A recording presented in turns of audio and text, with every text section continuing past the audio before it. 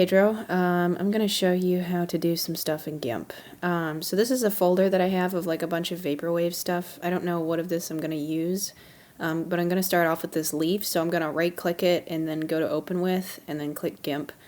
That might be a little different for you. I'm running Gimp 2.8. I don't know that that's the most recent version. I imagine it isn't. Sometimes you get these questions. Do you want to convert the color? I don't know that you have any other option. I guess you could keep it. Usually I click convert. I don't know what the difference is. Okay, so really important. There's a lot of windows here, right? I like to keep the toolbox and the layers just because that's the default, and also I really like that setup because it's really easy to add more layers. You don't have to go up to these windows, and everything in your toolbox is here, and it's really great.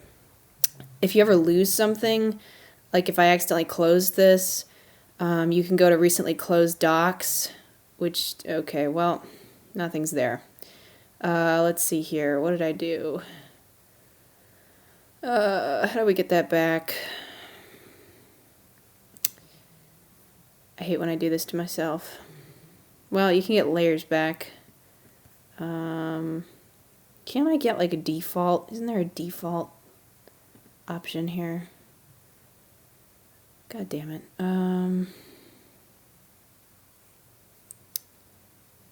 Oh, there we go. Yeah, there's the recently closed docs. Now, there is another way to get it back to default. I don't know why I can't think of it right now. It'll come to me. Anyway, so that's sort of the basic stuff. Layers. Let's talk about layers. So you probably know this. If you have lots of layers, those layers, their transparency is maintained if you're exporting as a PNG file, but if you do a JPEG, you lose that. So if I were to make this transparent layer and then export it as a JPEG, the transparency of that layer would actually just show up as whiteness. So, you know, if I drew something, if it was actually just the clear layer, right, if it was just this and then I drew something on here like that, if you were to export this as a JPEG, it would have a white background as opposed to a clear background. Maybe you already knew that, just throwing that out there. Okay. Gimp is pretty cool. You can make animations with it, so each layer can represent a separate slide, and you can actually just enter in the amount of time that you want as the name, and then go to like export and make GIFs. If you want to do that, I can talk more about that later. Anyway, so you can change the opacity of an individual layer with this meter right up here. You can change the mode of the layer, so that'll give you some different effects. Let's import another picture in here. Usually you can just sort of drag and drop stuff and it'll immediately import it right in. So now I've got two things. Oops. I've got two things. I want to move this. So I'll talk about the tools in a second. If I move this over and then I change the opacity of it, actually, if I change the mode, whoops, sorry. If I change the mode, it does some different things. Like if I just change it to dodge, really what that does is it affects the leaf, as you can see. Wherever there's some kind of color, there's some sort of interaction going on there. This actually looks really cool. I like that. Anyway, so you can check out these different types of modes. I'm not sure what all of them do exactly. You can just sort of play around with them, but they offer some really cool options. Ooh, that looks funky. Anyway, so that's fun. Let's get this back to normal. Where's normal? Take me to normal. Oh dear. Shit. Normal. Why is it so difficult? Okay. There's some other things on this thing. That was really descriptive, sorry. There's layers, there's also channels, paths, and undo. So this has the whole history of everything that you've done. So if you click any one of these, you just go back to that spot. That'll bring you back to where you started. But we want where we are. Paths are weird. Probably not going to use them a lot. Channels, I'm not exactly sure what's going on here, frankly. But I do know that alpha is like, there's color 2 alpha. That's going to be really helpful. So I would just ignore all those tabs. Down here you got some brush options. So Gimp is really cool. You can import brushes, so you can see there's like tons of different options down here. Those are all things that I've imported from DeviantArt. DeviantArt is a really great place to get free brushes, and the steps to import them are pretty straightforward. We can talk about that sometime too. So suppose I want to paint a giant bullet hole, because why the fuck not? So I'm gonna do that. Boom. Oh, that's not what I wanted. Why is it just black? Interesting. Probably because did I use, right, okay. So the problem there was I used pencil. You can't use pencil, you gotta use brush. You have to use paintbrush. Alright, so I've got this bullet hole. But I have some other options, like I could do cheetah print, except it's not showing up as cheetah print. So you'll find out that I seem to know what I'm doing, but a lot of times it doesn't come out right the first time. That's just black. Cheetah print, come on. I want fibers. Why am I getting black? I'm being real helpful, aren't I? Let's see here. Maybe you'll have to skip ahead. Why the fuck am I getting black? Probably because I need to be in some other setting. This is probably for, what is this, bucket fill? Is this for bucket fill? Ah, yes. Okay, if I want to paint with a pattern. Right, there's a way to do this. But I'm not seeing where it is. So these patterns apply to the bucket fill. You're going to see down here in the lower left there's the pattern fill option, and so if you change the pattern in the bottom right over here, it also correspondingly changes the pattern in the bottom left. So you can bucket fill everything in brick. Oh, look at that, gorgeous. What if I want blue water? Oh, that seems so vaporwave. Oh, it's horrible. It's exactly what I want. Okay, this is so great. Alright, but let's back up. It's generally my opinion that you should have separate layers for everything. So I'm gonna, more things about layers here. So you see this eyeball? That's the whether or not you can see the layer option. That's really helpful and kind of confusing sometimes. There's a little chain here. I don't really know what that means, what that chain is. I don't use it. Okay, so let's make that disappear for a second. So we have this leaf, but the leaf has a background, which is white. And you can tell because I'm erasing it and it's going to transparent. So we don't really want the white background, because really what I'd like to do is isolate the leaf object and then just like make my own background. So what we're gonna do is go to the selection tool. Maybe now is a good time to talk about these tools, right? You've got lots of different selection tools. This is rectangle select. If I rectangle select, that just highlights this area. I could go in and like bucket fill that with something if I wanted to. Notice that it's going around the border because the leaf is part of this layer. Okay, so that's rectangle select. You got ovals. Great. You can adjust the ovals. Wonderful. Okay. You got this really great lasso tool, which can pretty much make any shape that you want, and you have a great amount of control over what it does because you can go point by point. And then you just have to come back to your first point, make a beautiful little diamond. If you had a tablet, you could go around and, you know, like point by point by point, go around the whole outside of this leaf if you wanted to. You can get a lot of detail work and select things really carefully. In terms of selection, there's a lot of great options. After you make the selection, you can go up to the select menu and invert that selection. So if I have this selection right now, I can go in and like make this black, and then so the active area is what's inside the circle-ish thing. But if I invert, then what's active is outside the circle. How nifty is that? That becomes more useful than you would think. Float. Don't know what that does. By color. Oh, that's selection by color. Let's look at some of these other options. One of the more useful ones is border.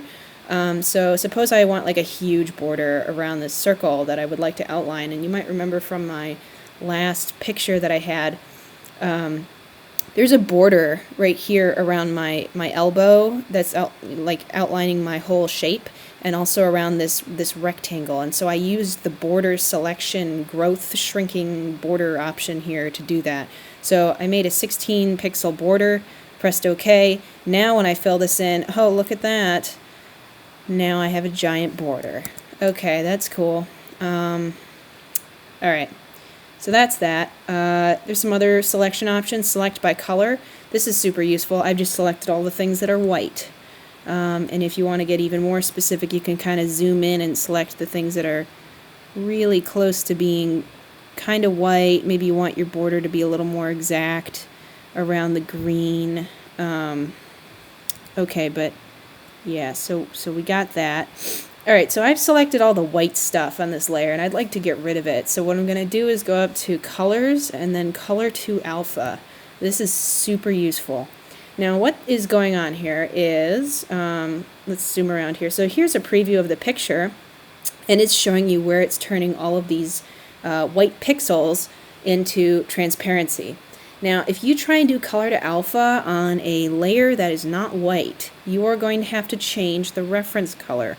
Here, the reference color is white, which makes sense because it's a white background. But if I was interested in getting rid of a red background, I'd have to change this to red, and a color red that is the same as the color you are trying to get rid of. Sometimes this can be tricky getting the color right. I don't do that a lot. Usually I'm coloring to alpha from white because usually reference photos are on white backgrounds. Okay, great. Boom, transparent. All I have is a leaf now. Fantastic. Now I want to make a background. So I'm going to make a background. I'm notorious for putting really bad names as my layers. But you should definitely make your layer names something that you can remember.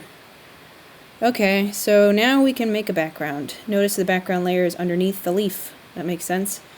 So let's do some craziness. Let's see here. Select all. Selected the whole background layer. Now I'm going to bucket fill it with obnoxious blue. Not sure how I feel about that. Let's see here. That's also gross. I'm just pressing undo a lot to... Ooh. Blue grid. Alright, whatever. We'll go with it. So that looks really gross. If you don't like the border around this leaf, you know, it's not a perfect color to alpha is not super great. You could probably go in there and smooth that out, either with like the smudge tool maybe. This is where you have to be creative with your tools to try and fix stuff.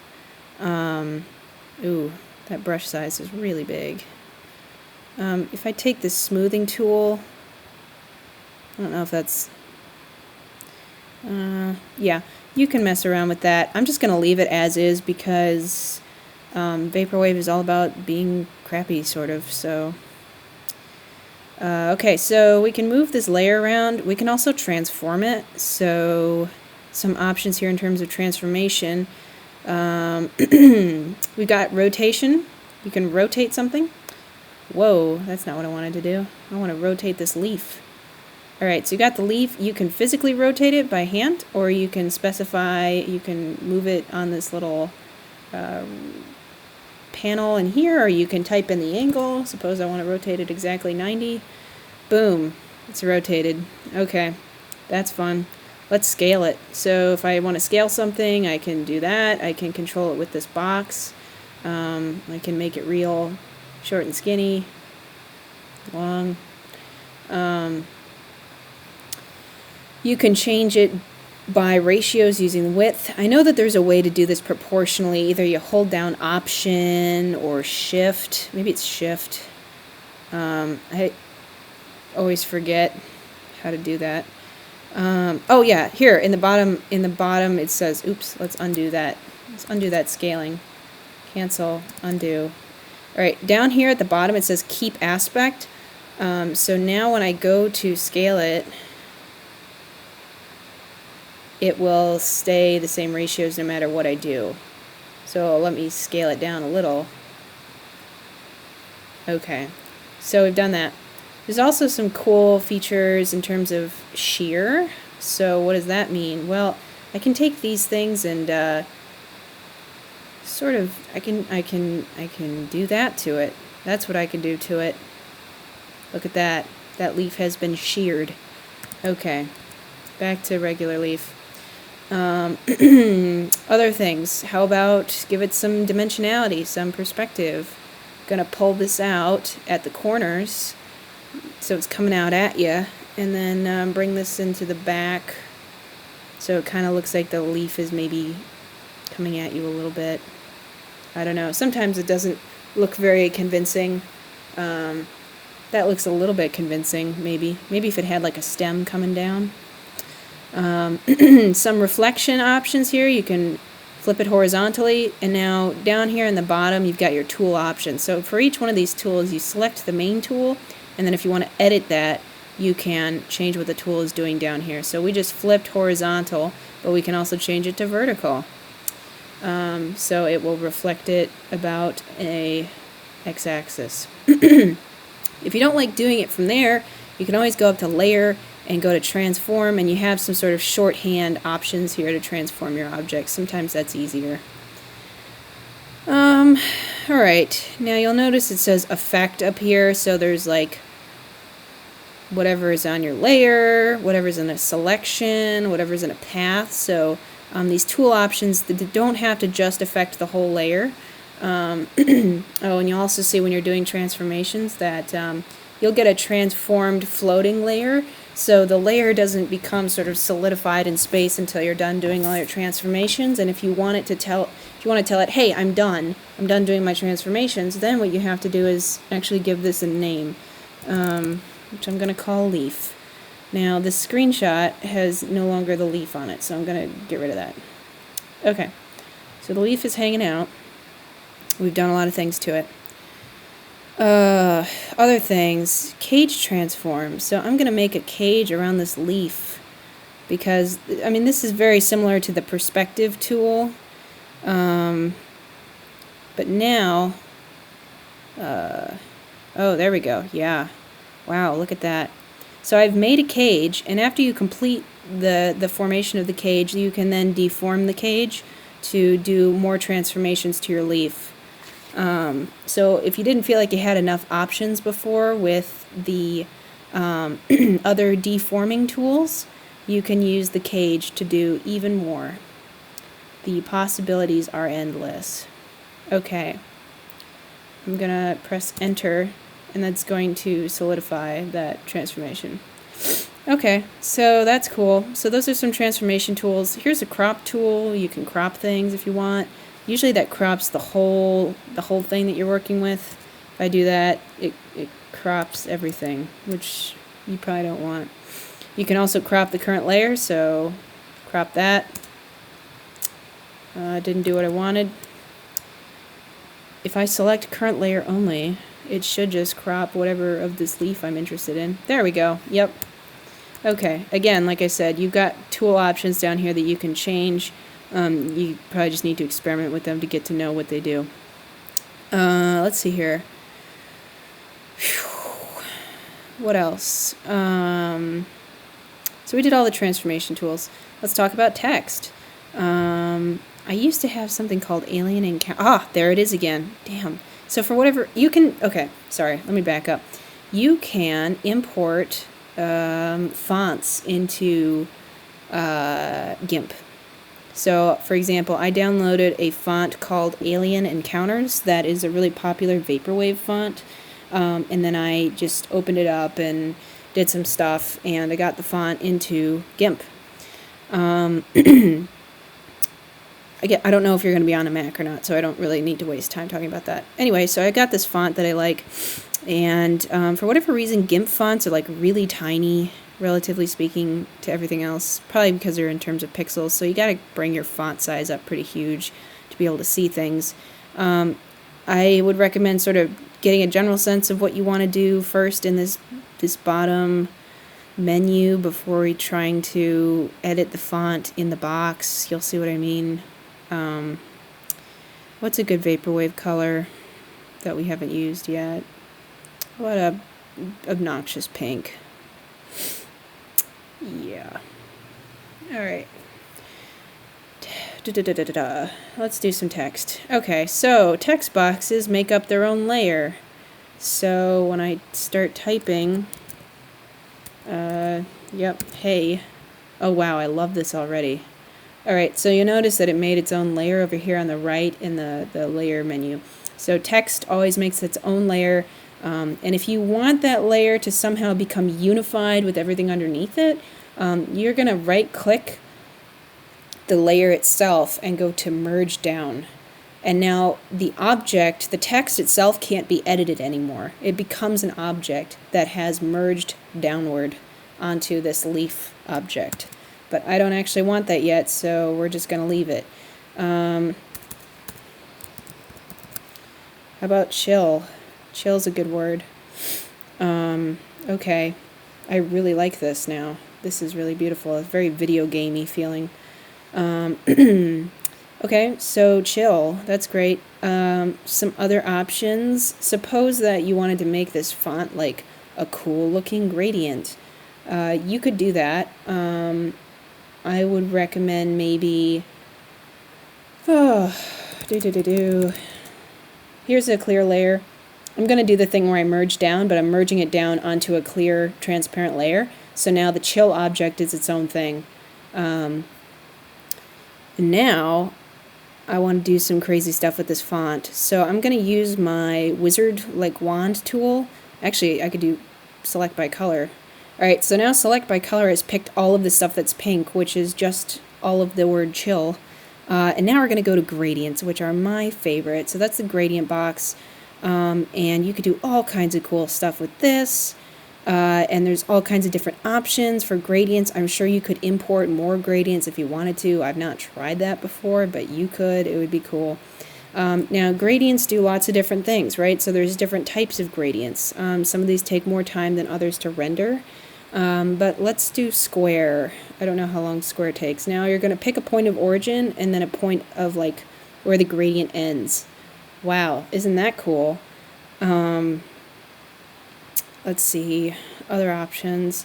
Yeah, you can do all kinds of cool things with these gradients. I kind of just like the pink though. The pink was pretty. That's not bad. So you can sort of change, you know, experiment with your origin and ending points to get different results here. I guess we just pick one at this point. Or we can go back to just plain old pink, because that was kind of cool too. I'm just going to bring it back to pink, but you're going to love gradients. They're so much fun. Okay, moving on. Let's do color to alpha with something that's black. So here's my classic Roman bust. I use this one all the time. Here's an interesting note, right? You probably want to pick a Roman bust that has a black background because it is a white marble statue. And so if you do color to alpha on something you've selected by color that is white, you're going to have trouble because you're going to accidentally color to alpha things that you didn't want to color to alpha.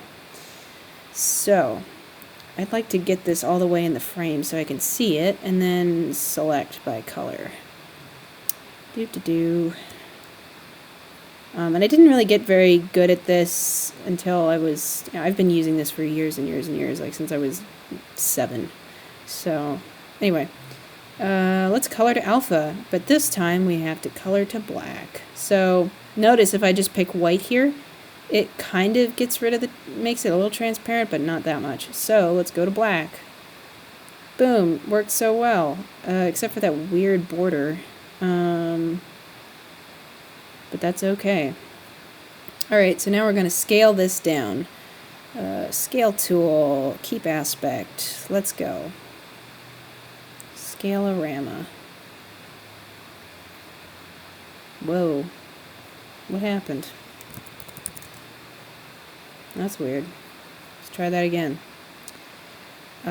Scale. I've got scale selected. Scale down. Looks like the color to alpha didn't work while it was in the outside of the picture. So we'll have to do that again.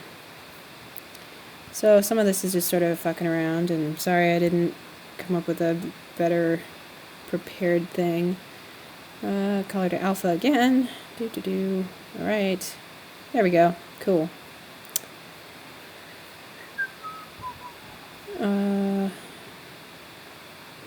That's weird.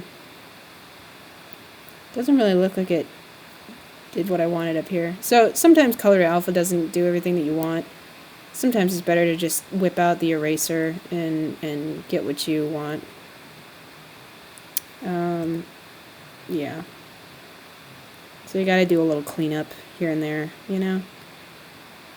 Not all of it is super straightforward. I'm not even using a Wacom tablet right now. If I was, I'd be a little bit more careful.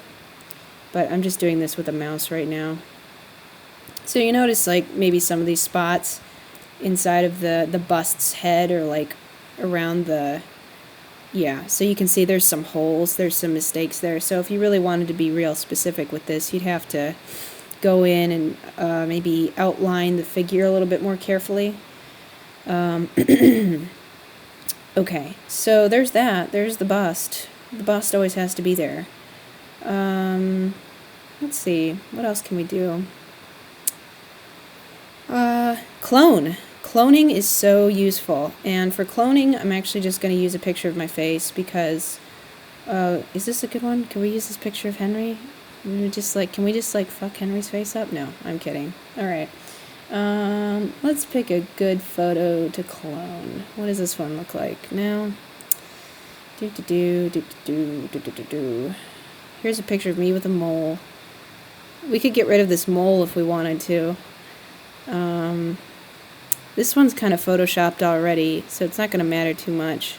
Yeah, let's use... I wish we had like just a regular... Can we just get a really regular photo of me? Is there not a single regular photo of... Yeah, alright, let's use this one. Alright, so suppose you have a photo of yourself and you don't like the way you look, which is frequently the case. Yes, convert. Okay. So here's a picture of me, in case you're wondering what I look like, but you already know. So I'm going to use the clone tool to fix some blemishes here. There's really not many blemishes on my face, but like, we'll just use this. Okay, so like there's some dark spots here and there that maybe we want to just smooth out. So what we're going to do is set a reference point. For this, I'm going to hold down Command. You'll notice that the mouse changes when you hold down Command. So right now you get like this can't do anything symbol next to the mouse. But if I hold down the Command button, it now becomes like a crosshairs. So I'm going to pick a place on my nose right here. So that's my reference point. And now you can see that my reference point is set. Now if I want to go ahead and sort of make a correction, I just start drawing. And you'll notice that the reference point is changing because it's drawing upon a different sort of spot on my skin for that. Now that correction doesn't look very good at all, so you're going to have to be a little more careful about where you select your reference correction point and how you use that. So if the closer you can pick your reference point to what you're trying to correct, the better. Let's see, some other places. This is kind of dark. Change that up. There's like a little spot here. You know, and I wouldn't use this for like massive changes. You can't pull this off a lot. But if there's little things that annoy you, like little blemishes here and there, you know, here's like my arm is covered in freckles. So if I want to get rid of my freckles, I can really easily do that. But I kind of like my freckles, so, you know, don't have to do that if you don't want to. But you can do that. Okay, so now I have no freckles, and that weird spot on my nose is gone. So that's the clone tool. There's another clone... Oh, sorry. There's a different kind of clone tool that's called the heal tool. The heal tool is a little bit, it's kind of like a better version of the clone tool. I guess I would say that the clone tool in the sort of proper sense is really great if you want to clone objects in one place from one place to another. So if you don't already have them as separate layers, for example, you know, if you've got a whole object that you want to just copy paste, I could easily just Command C, Command V, copy paste this whole layer and get a whole new leaf that is separate and different, and then, you know, maybe rotate it, do whatever it is that I want, and I have a whole nother leaf. I don't need to use the clone tool per se to duplicate something. However, suppose there's some part of this guy's face that I want to like distort and make it look funky. Like maybe I want to give him an extra nose in one place, or maybe like an extra set of lips. I can directly clone his lips in one place onto another place on his face. So let's do that. I've got the clone tool, and I'm going to set the reference point to be his lips, but I'm going to make the size of my reference point a little smaller. Yeah, so I'm going to set the reference point here. It's right at the middle of his lips. So now I'm going to I'm looking at how the reference point is moving to make sure that I've hit every part of the lip. And maybe we'll bring the chin down a little. Yeah, so there's the lip, the extra pair of lips on his forehead. Now, it looks bad because I haven't done the color correction really well, right? Or, you know, whatever the term you want to call it. I haven't gone, oh dear. I haven't gone in and sort of fixed that up. You know, I could maybe go in with a blur tool and try and change that so it looks natural. So the clone tool is kind of cool if you want to, you know. Oh, you know, what I used the clone tool for a lot in high school was I would clone myself multiple times into a picture. That is really cool, but also putting an extra pair of lips on this guy's forehead is kind of funny too. Yeah, clone tool. Oh God, I really want to show you. I want to show you a whole demo on how to clone yourself multiple times into a photo. I wonder if I have a reference photo in here anywhere. Oh, damn it. That's too bad. Someday I'll show you. I have multiple photos where I've cloned myself into the same picture multiple times. It's fun. You can do that really easily on Gimp with the clone tool. Alright, so there's good things to use. There are correct things to use the clone tool for and incorrect things to use the clone tool for. That was just like a quick overview. The other thing is the heal tool. So I think the heal tool is probably a little bit better for making faces look normal. Wow, okay. Real close up with Margaret here. So I don't know if you can see this, but there's I always have like this little brown mole on my cheek that I try to cover up quite a bit. And I'm just going to use the heal tool to make that go right away. So let's change up the size of this. I'm going to reference point here and then do that. And the heal tool is just so much better than the clone tool in terms of getting a really good coverage that doesn't look weird. I wonder if I could heal all the bags under my eyes. Can I do that? Probably just looks weird. Oh, not that weird.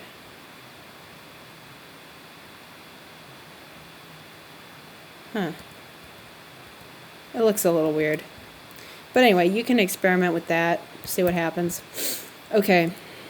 So let's talk about files, right? Because you got to save this stuff eventually. Gimp, if you click save or save as, it will save as a Gimp file, which is .xcf. This will save all of the layers that you have, and I think maybe even, well, I don't know if it saves the undo history, but basically if you open up this file, it'll open up in Gimp just as you left it before. So if you're not done with something, you want to keep editing it, work on it later, just save as. I don't really want to save this because I like how I look anyway. So suppose I want to save this as Vaporwave 3 because I'm real creative. Okay, so suppose we're done with this. I'm not, but suppose we are. I'm going to want to export it. So you can export as or export. I think either of them work. You can kind of just manually enter whatever extension you want. So if I wanted to save this as a JPEG, I would just do that. And now it's going to give you a little menu that gives you some options relevant to the file type. So quality, other options that you might want. Hey, yo. You could do that. If you export as a PNG, it gives you some different options. So like save gamma, resolution, creation time, compression level, interlacing, that kind of stuff. I don't know what any of those are. Okay, but I do know that I prefer JPEGs over, I prefer PNG over JPEG. Okay, so that should save somewhere. Should show up in here. Where's my PNG, folks? Why is it not loading? Come on now. Export to Vaporwave 3. Where is it?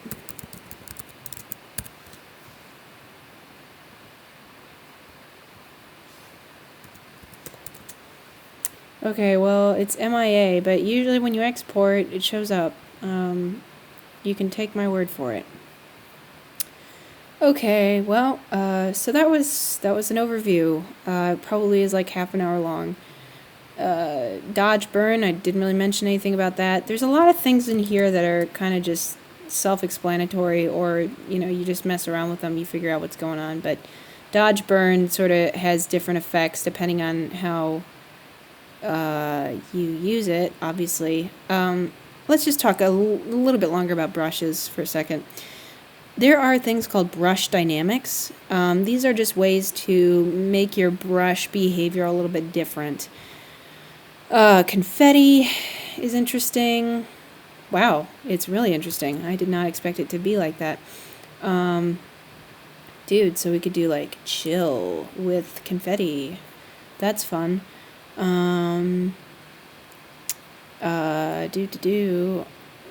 Pencil shader, what does that do? I don't really know, but that's kind of cool.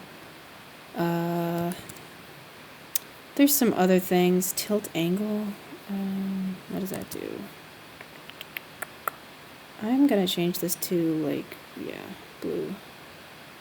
Or, yellow. Oh, no. That is so not Vaporwave. Oh, that's obnoxious. Okay, back to the other color we had. Sorry. Here's a cool thing. So if you copy paste something, like for example, I copied this leaf, right? I went in there and I copy pasted it. If you have something on your clipboard, that actually can be used as a brush, which is kind of the coolest thing ever. So if I wanted to, I can make this leaf become, I can just leaf-orama everywhere. Look at all those leaves. God, it's so leafy around here. Now, suppose you don't want the leaf to just be like copies of the leaf in exactly that orientation. This is when your brush dynamics are going to be cool. Like randomness. Oh my god, random colors of leaves. That is so fun. I can just get leaves of different colors. Okay. Suppose I want those leaves to move around. I think that's when you could do confetti. I think that's what you wanted there, Margaret. Okay, so, whoa. Leaves of different colors and confetti style. That's crazy. It's just all over the place. But I kind of want them on a separate layer. And Alright, leaves everywhere. I'm trying to pick an aesthetically pleasing leaf combo here. Let's do some leaves over here. That's sort of gross, but whatever. We could do palm trees, probably. I wonder if I have a reference. Do I have a palm tree in here? Almost. Oh, God. That's great. Look at that. Look at those leaves. What if I want it in, like, regular green? Pastels. Ooh, leaves. Okay, sorry. Yeah, so you can see, you can lose a lot of time just screwing around with this. Pick different settings, do different stuff, experiment, find out what you like. So Vaporwave.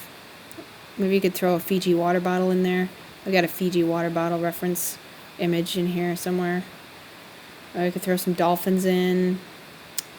Yeah, the possibilities are endless, really. So that's it. I think I'm going to stop talking now.